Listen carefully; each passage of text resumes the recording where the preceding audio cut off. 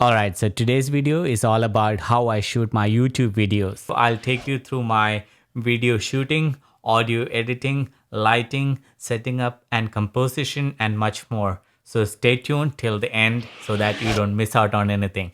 So without further ado, let's get started.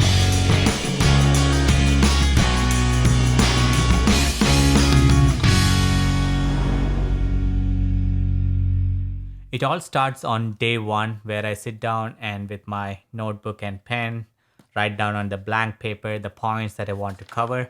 And by end of day 1 or 2, I typically have something like this where I have a high bullet points on what I want to cover. So let's take you back to day one. I was tired and pardon my appearance and lighting on that because I was not focused. I just wanted to capture at that moment what I felt like. So that is this. And then we will continue with the rest of the video. Alright, it's day 1, 9:30 in the night. I just finished writing the script for the video. That is yet to be shot. I'm tired now. We will look at it tomorrow. So the day 1 was over and day 2 I was planning to shoot and then it did not go as planned. Today is an ideal day for editing because it's absolutely gloomy and wet and pouring out there. So there is nothing else we can do other than just editing. But the problem is I have not even started shooting the video. Perhaps I'm starting it right now. Alright guys, so it's day 3 and let's talk about composition and lighting.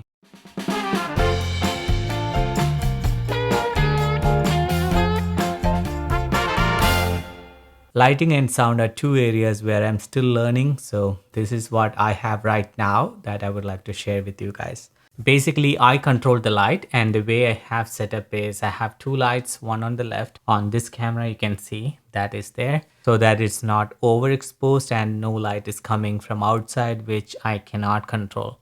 So let me do that first. And you can see while I do that, I'm going to also add some practical lighting.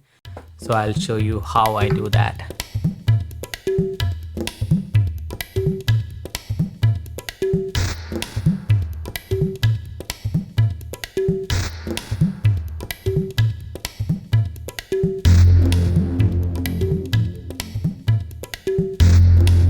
Slightly better, right? It's not too dark on that side. So what you have to make sure is if there is any darker portion on the screen, then try to put some light, some kind of light. I have a table lamp here. I'm gonna move it to that side. So that will add some kind of.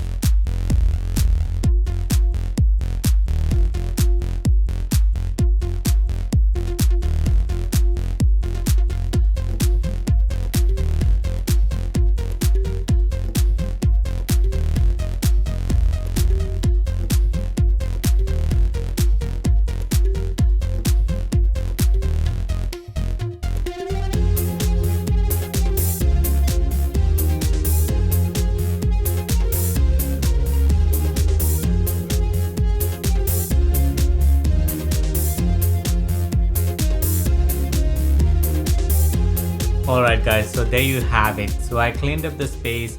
I added few practical lightings, one right there and one right there. Added a key light and a fill light so that it evenly brightens up my face. Close down all the window shade and there is no room light. So any light that I have is within my control. So if I don't like a look, I can turn it off and I can bring it back, depending on what kind of look I'm going for. So if I turn this on and then increase the intensity, and I can turn this light off here, and this is how it looks like. So I think it is slightly darker on this side, so I'm gonna turn that back on. All right, there you have it. So that's how I compose. I wanna show you one more quick tip.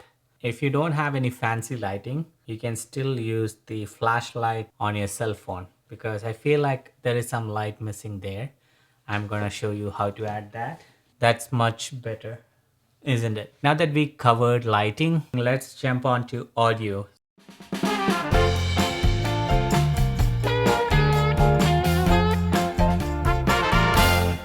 So for audio, I prefer always to have this mic, which is the Shure SM7B. And the closer it gets to my face, the better the audio is. And I'm going to make a full video all about how I tuned this to get this nice crispy vocal. You need a couple of things for this to work. First of all, the mic itself. Then you need a amplifier because it's kind of very quiet mic. So you need a system to amplify the sound. So for that, I'm using something like a DBX 286S. The reason I prefer this because I'm pretty bad at tweaking the audio. Every time if there is a noise and if I try to reduce the noise or do some post processing, it always messes up with the audio quality that I'm looking for.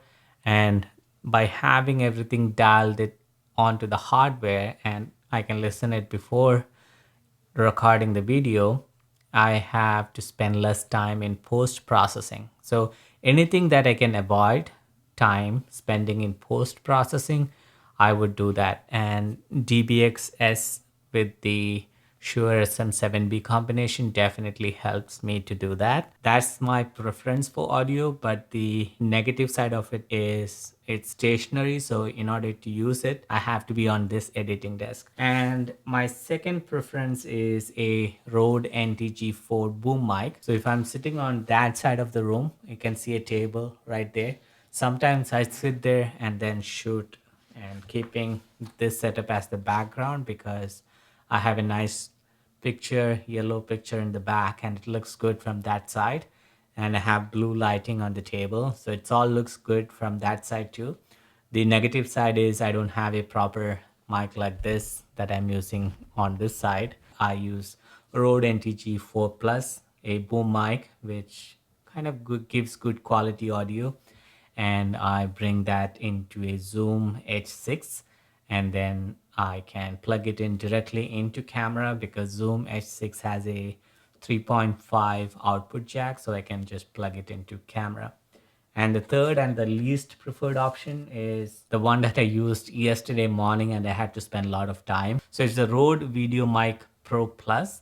It's a good mic, trust me, but as I said, I'm not a audio professional, so if I don't have the settings right, I can still screw up because it captures even the ambient noise. I had kitchen fan running yesterday and it kind of ruined the background sound. It was like constant, sound of fan. And I was trying to remove it in the post processing, and that's how I couldn't record anything yesterday because it took 4 hours watching other YouTube videos on how to fix those kind of sound. So that's what ends up as you are recording and shooting in different locations. You always screw up something and there's always learning opportunity.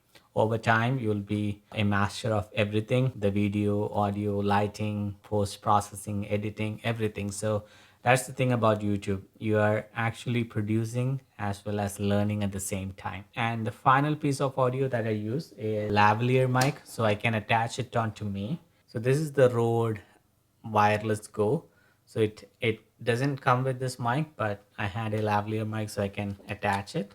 Otherwise, it's just this piece. So you can just clip it in and it has a microphone on top of it. So this side attaches to the camera and this piece goes on to the talent. So I can put that here like hidden under the shirt. And then if I'm walking and if the camera is too far away, or if I'm shooting something outdoor, then I go with lavalier. So that's typically my audio setup. All right, so the next topic is video equipment.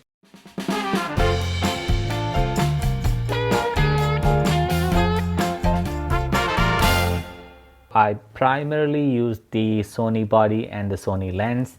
And if I'm doing screen sharing or things like that, then I use either my tablet, my iPhone, my PC and Mac, whatever is required to show it on the screen, I use that. On the Mac, there is an option by default, Command Shift 5, that automatically starts recording the screen with the audio. So that's very convenient, and most of the time if I have to show something on the screen, I use that option. On the iPhone, if I scroll up, there is an option to record screen, and usually I go with that, and it's easy because it's vertical, so I can have my talking head on the right and the iPhone on the left, and I use the inbuilt screen recording option within the phone. Apart from that, if I have to show something like a drawing, I can either use the tablet which has OneNote and a pencil, or sometimes I use an overhead camera to show what's happening on the table. So those are my different way of shooting the video. So when you're sitting down and talking to the camera, then you're looking at the lens and you're not looking at around what's going on. If someone opens that door and comes behind and shows something, I wouldn't even see that because I'm not seeing anything. I'm looking at the lens. Even if you have a flippy screen or a flip up screen, it doesn't matter because you're not looking at those screen, you're looking at the lens.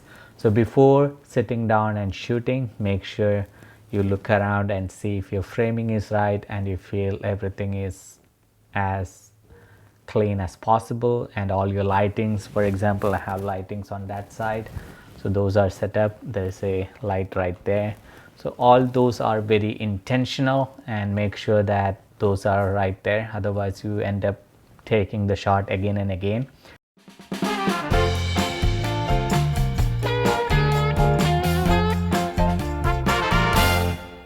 All right, now let's talk about editing. So in editing, the first thing that I do is I take the clip and organize it in proper folders, and then take it and drop it to the timeline. The software that I'm using is Final Cut Pro X, and it is a very good software if you're using Mac. And once I drop the clip onto the timeline, the first thing that I do is color correction. I'm using a LUT called Liming LUT. LUT is a lookup table. So it automatically captures everything at a very high dynamic range, meaning the shadows and highlights are properly exposed. So it becomes easy to color grade it. So typically what I do in Final Cut Pro is open the Color Finale, which is a plugin that again I bought to do this color correction in a precise manner. And in that, first thing I do is bring down the shadows and bring up the highlights. So as I drop the shadows down, I have to make sure that it reaches 0 and the highlights are touching the 100. Then I adjust the color curve just to bring kind of a shadow and highlight to a proper level to my liking. Again, this is very subjective. And then I always try to bring the shadows a little down than the median curve and the highlights little up. And after I am done with that, I kind of play around with the saturation to bring it to proper levels. And again, it's all subjective as to, what's your preference. And after doing that, if I feel like I wanted to modify certain color, in this case, I feel like there is too much yellow in the footage, so I can use the hue versus hue to bring down the yellow color either up and down. So command click will enable the points where I can click on it and drag down. So in this case, I'm bringing down the yellow a little bit and keeping all of the colors same. So that's why I love Color Finale plugin, because there are so many options that you can play with to adjust the color to your liking. So basically that's the color correction. After I'm happy with the color correction, then I do color grading. It's a LUT that I'm using called Grid. I don't remember where I got this, but I believe it was a free LUT that I got from internet. And then apply the LUT and reduce the intensity to around 50 or 60%, so you can see the before and after right there. And that's all I do from a color correction perspective. So again, it's all depending on what you like. It's your preference. It's very subjective. And every video I'm trying to see what works best for me. And I think that's all I do on a color correction. Next step is to bring in the audio. As you know, I record the audio separately using the Shure SM7B. So one way is to line up the audio and then match up between the audio from the video and the audio that I recorded separately. Or a faster way is to find the audio and the video and then right click and then you can do synchronize. So that automatically creates a combined clip and you can name it accordingly so that it becomes one single clip. The advantage of doing this way is it makes it easier to edit or cut in between so that you don't have to cut between video and audio separately.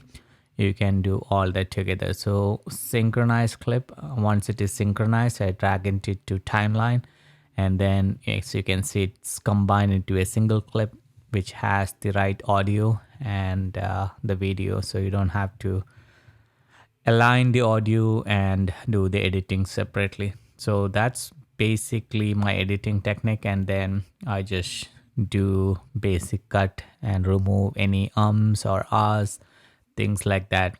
So basically the timeline is where the story takes place, so it's time consuming, but it's where the story takes its final shape, and for that reason I spend 90% of my time editing and very less in shooting and anything else. So there you have it. That's my editing process at a very high level. And there are plenty of other things like adding title, adding some music and things like that. But those are separate topic that we have to cover in detail.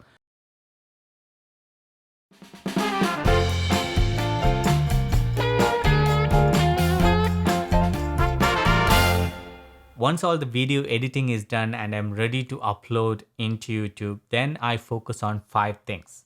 Number one is thumbnail. Thumbnail is very critical because as a small YouTube creator, YouTube is not going to promote your video with others who have millions of subscribers. So you have to make sure that your thumbnail is good enough so at least people are clicking on it. Number two is title and description, because if your audience is looking for answers on internet, whether it be Google or YouTube, they're looking for solutions. And as a small content creator, they're not interested in you or your content. They're more interested in solving their problem. So you have to address the problem what they have by providing a solution to their problem. So you have to have titles like how to create a video or how I create a video, typically those kind of things. So that's why title and description has to clearly lay out that how you're gonna solve their problem or how your video is gonna solve the audience's problem. So that is very critical, especially as a small content creator. Once you have bigger audience and follower, then it doesn't matter because people want to watch you rather than your content. As a beginner, I think it is very critical to focus on title and description,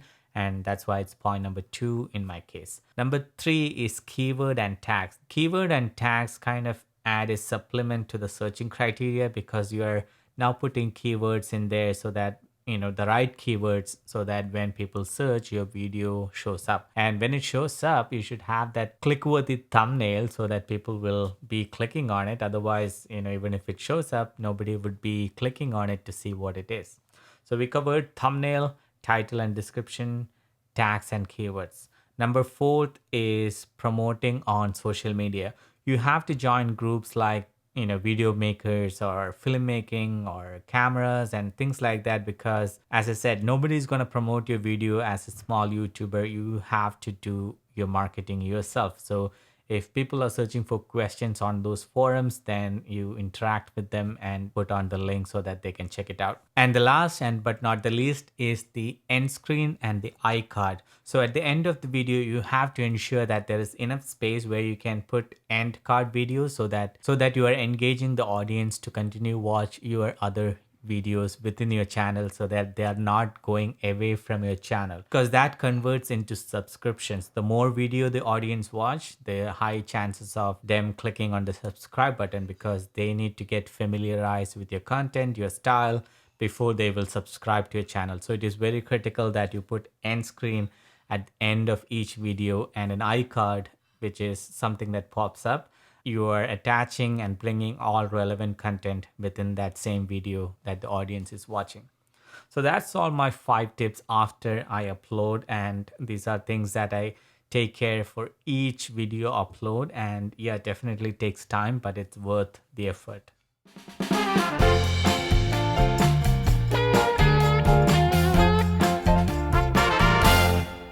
All right, guys, so I think that's all I have it for today. I hope I was able to give some insights into what goes on in creating a YouTube video from start to end.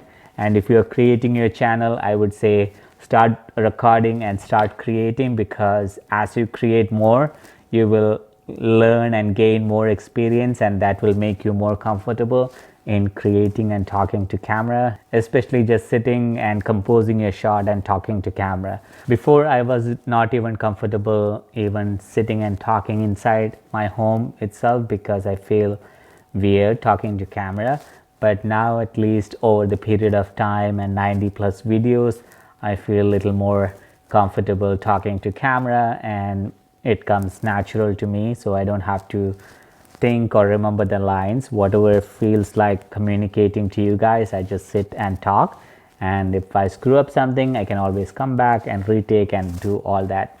So anyway, so that's the end of this video. I hope you guys will like this, and if you do, give it a thumbs up. And I will also request you to consider subscribing to this channel if you are new here. If you are already a subscriber, thanks for all the positive feedback, comments, and encouragement. If you have any questions on this video, drop that in the comment section below. I would also like to know how you shoot your videos and what is your workflow look like. Let me know in the comment section below. And as always, I'll see you in the next one. Take care. Bye.